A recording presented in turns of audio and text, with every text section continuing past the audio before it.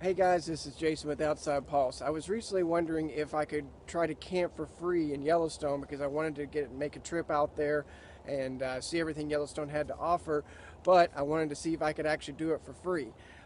What I found out is the answer is kind of. If you want to camp inside of Yellowstone, I couldn't find any way to actually camp for free inside the national park.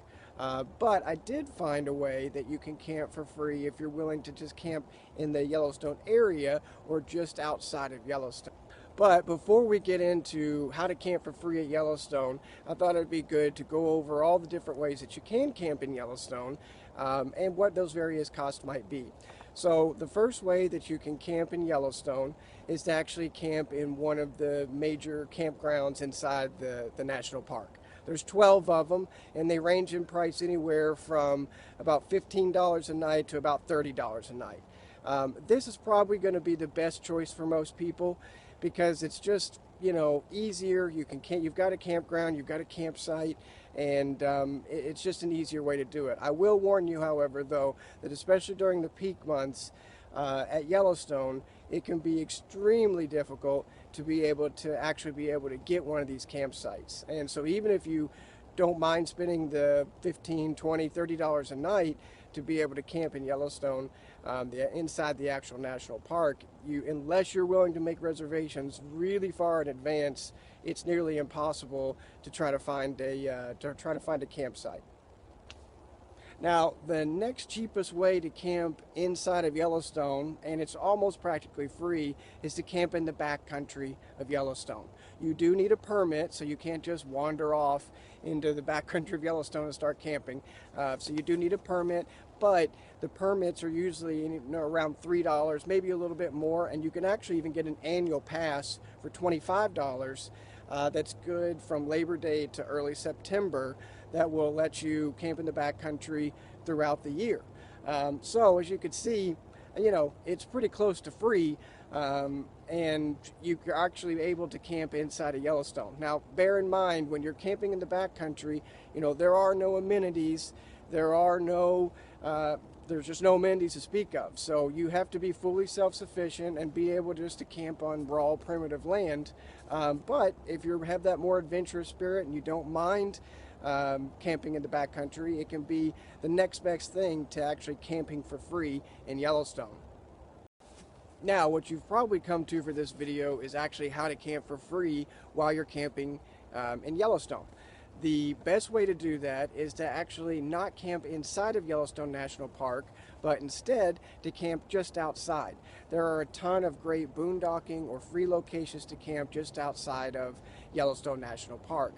There are 3 websites I want you to check out. They're going to show you probably the most options out there, but I will also link it in the description below, all 3 of the different websites that you can check out to find free camping around Yellowstone. And those 3 websites are freecampsites.net, theexplorist.life, and thedirt.com. Each one of them, you probably will find some overlapping, but each one of them are really great in trying to find some boondocking or free locations around the Yellowstone National Park. So now that we've discussed some of the varying costs depending on how you camp in or around Yellowstone, I thought it was important that we cover some of the other fees or some of the things that you might incur outside of camping. The first one is that in order to get inside the Yellowstone National Park, you have to pay an entrance fee. That can vary in price. Most people are going to pay $35. That's for a non-commercial vehicle, personal vehicle entering into Yellowstone. It's $35. The next one down is the entrance through with a motorcycle or a snowmobile. That one is $30. And then if you're traveling by foot into Yellowstone, which probably won't apply to many people, but if you do, that's the cheapest way to go. It's $20 to enter into Yellowstone that way. The passes are 7-day passes, so they're good for 7 days. So it's not like if you camp outside of the Yellowstone National Park, you don't get hit with that fee every day as you're coming into Yellowstone to check out all the attractions. If you're planning on going to Yellowstone more than 2 or 3 times in a year, probably the best thing you can do is actually to pay for an annual pass. Those are $70, but as you can see, if the base price is $35 to get in, to Yellowstone for just a normal vehicle, 2.5 trips or 3 trips or so, you've already paid for the entrance fee to Yellowstone, so you could go there as many times as you want throughout the year with that annual pass.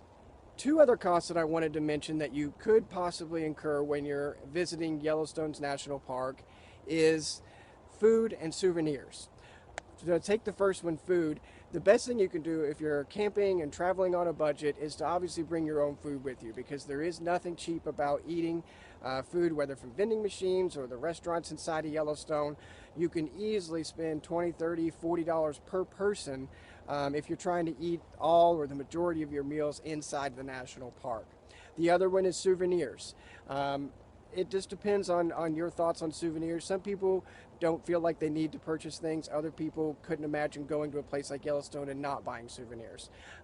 So if you're budgeting for a trip to Yellowstone, I would say to budget at least a little bit of something, a little bit of money for souvenirs. Most people on average usually spend somewhere between 50 and $100 on souvenirs while in the national park. However, obviously you could spend nothing or you could spend more than that, so it's just an average.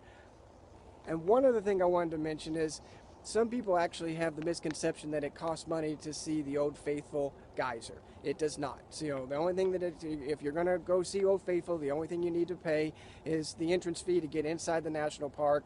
There's no additional cost to see Old Faithful.